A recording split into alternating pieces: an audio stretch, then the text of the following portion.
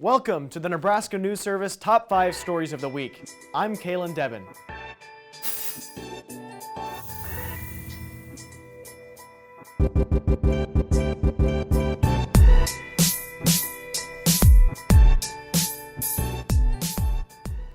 Fish Fry Fridays are popular all across the country during the Lenten season, and in McCook, Nebraska, it's no different. The Knights of Columbus and McCook host a fish fry every week until Good Friday to celebrate Lent.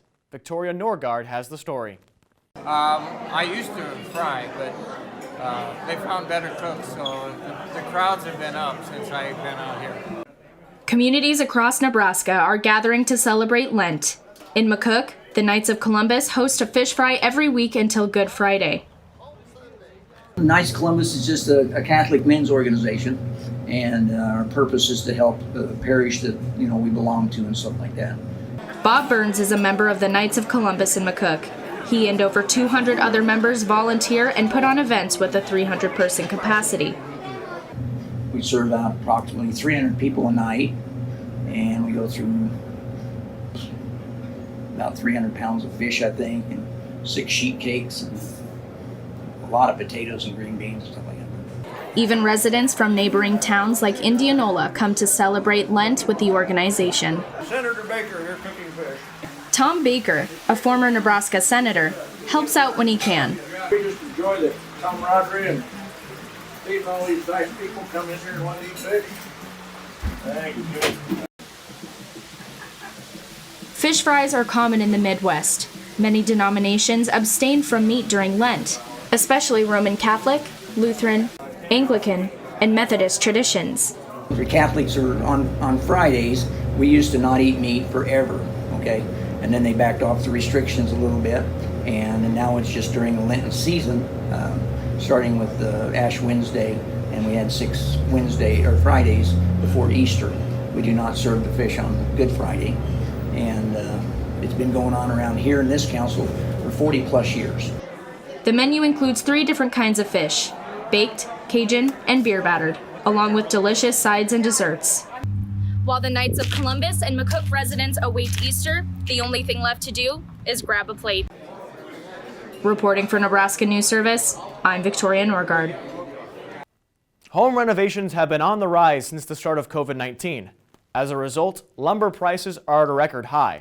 Some homeowners had to change renovation plans to fit the budget. Tyler Burkle has more.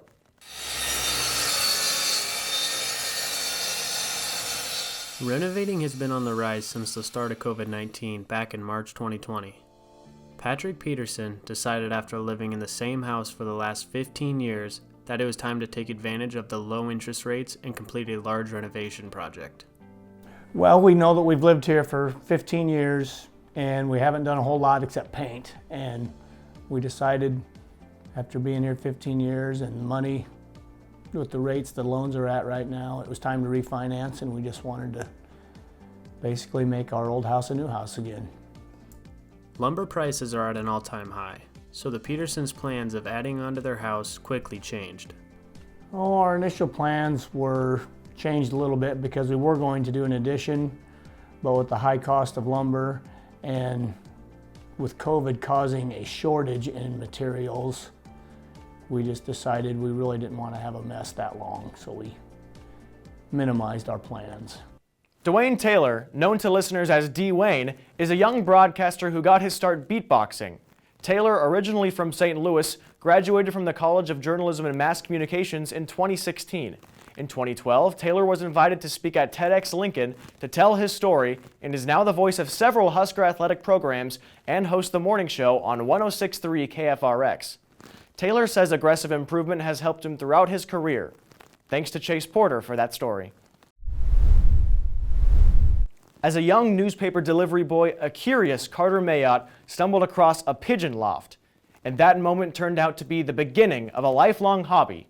Now Mayotte has over 50 years of racing experience as one of 15,000 plus American pigeon racers.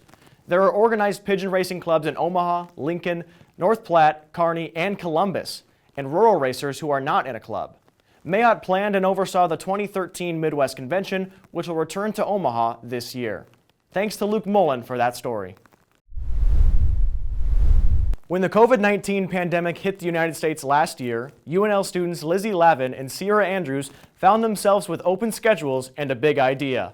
Lavin, a junior English and Women's and Gender Studies major from Lincoln, and Andrews, a junior secondary math education major from Omaha, launched the That's What You Missed at the Women's Center podcast in February of 2021.